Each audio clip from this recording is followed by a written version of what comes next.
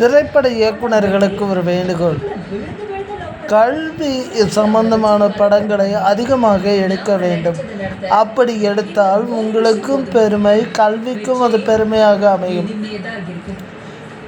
முக்கியமாக பெண் கல்விக்கு அதிக முக்கியத்துவம் கொடுத்து படங்களை எடுங்கள். அப்படி பெண்களை மிகைப்படுத்தி காட்டாமலும் அவர்களை கேவலமாக சித்தரிக்காமலும் ஒரு படம் எடுக்க கோரிக்கை விடுக்கிறேன். மேலும் அவர்களுடைய கல்வி சம்பந்தமான படங்களை அதிகமாக எடுத்தால் நன்றாக இருக்கும். அவர்கள் வாழ்க்கையில் கல்வி எவ்வளவு முக்கியம், அவர்கள் கல்வி இல்லை என்றால் எப்படி கஷ்டப்படுவார்கள் என்பதையும் தொகுத்து காட்டுங்கள். அப்படித்தான் ஒரு விழிப்புணர்வை ஏற்படுத்த முடியும். அப்படி விழிப்புணர்வை ஏற்படுத்தினால் உங்களுக்கும் பெருமை. ஏனென்றால் ஒரு படத்தில் ஒரு கருத்து சொல்லப்படுகிறது என்றால் 100 பேர் கேட்காவிட்டாலும் ஒருவராவது அதன்படி நடப்பார் என்பது திண்ணமான உண்மை. இதற்கு பெரிய உதாரணம் எம்ஜிஆர் மற்றும் சிவாஜி படங்களே ஆகும்.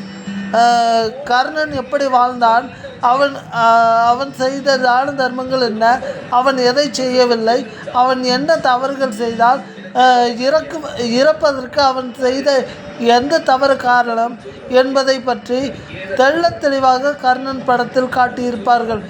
எம்ஜிஆர் படங்களை பார்த்தால் தைரியம் வரும். சிவாஜி படங்களை பார்த்தால் அழுகை வரும். இப்படித்தான் எம்ஜிஆரும் சிவாஜியும் நடித்து காட்டினார்கள்.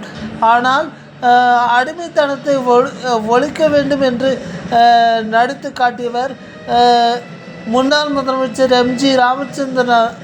ராமச்சந்திரன் அவர்கள் ஆவார்கள். எப்படி பார்த்தாலும் கல்விக்கு காமராஜர் கண் திறந்து விட்டார்.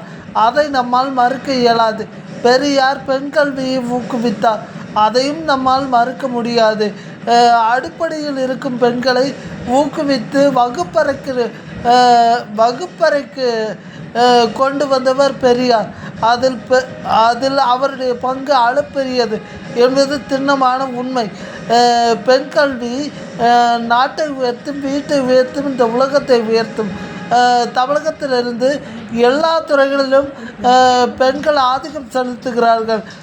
இந்தியா முழுக்க பெண்கள் எல்லா துறைகளிலும் ஆதிக்கம் செலுத்துகிறார்கள். இது மகிழ்ச்சிகரமான விஷயம். இத்தகைய விஷயங்களை நாம் நினைக்கும் பொழுது மிக பெருமையாக இருக்கிறது.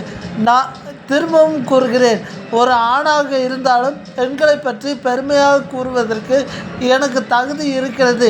ஏனென்றால் பெண்கள் உதவியால் நான் வாழ்கிறேன்.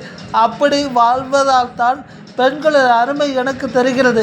பெண்களை வெறும் தன்னுடைய சுய தேவைகளுக்காக ஆண்கள் பயன்படுத்துவதை நிறுத்த வேண்டும். அப்படி நிறுத்தினால் இந்த வீடும் நாடும் நலம் பெறும் என்பதில் எந்த விதமான ஐயப்பாடும் இல்லை. வாழ்கிற வாழ்க்கையில் ஏதாவது நல்லது செய்ய வேண்டும் என்று நினைக்கிற பட்சத்தில் அது பெண்களின் ஊக்கமாக இருந்தால் நன்றாக இருக்கும் என்று அனைவரையும் வேண்டி விரும்பி கேட்டுக்கொள்கிறேன். எப்படி பார்த்தாலும் வருகிற 8ஆம் தேதி விமென்ஸ் டே கொண்டாடப்படுகிறது. ஐ am very glad to send this video in YouTube. I respect the ladies and respect the women qualities and I respect the women education. I have to try to be too conscious about women. எவ்வளவு சொன்னாலும் சில குறிப்பிட்ட தேவைகளுக்கு பெண்களை பயன்படுத்துவதை ஆண்கள் நிறுத்த மாட்டேன் என்கிறார்கள். அதற்கு ஏற்றவாறு விழிப்புணர்வை ஏற்படுத்தும்படி அனைவரையும் கேட்டுக்கொள்கிறேன். முக்கியமாக அரசு பெண்கள் சுதந்திரத்தையும் பெண்கள் பாதுகாப்பையும் உறுதி செய்ய வேண்டும். நமது முதலமைச்சர் மு.க. ஸ்டாலின் அவர்களுக்கு நான் விடுக்கும் கோரிக்கை என்னவென்றால், பெண்கள் பெண்களுக்கு உரிய பாதுகாப்பை நீங்கள் அளித்து வருகிறீர்கள். அதை தொடர்ந்து செய்யும்படி கேட்டுக்கொள்கிறேன். அவர்களுக்கான ஊக்கத்தையும் ஆக்கத்தையும் அளித்து அவர்களை மேலும் ஊக்கப்படுத்தி தொழில்துறைகளில் ஈடுபடுத்தி கல்வியில் சிறந்தவர்களாக விளங்கச் செய்யுங்கள். இதுவே நான் முதலமைச்சர் மு.க. ஸ்டாலினுக்கு விடுக்கும் கோரிக்கையாகும்.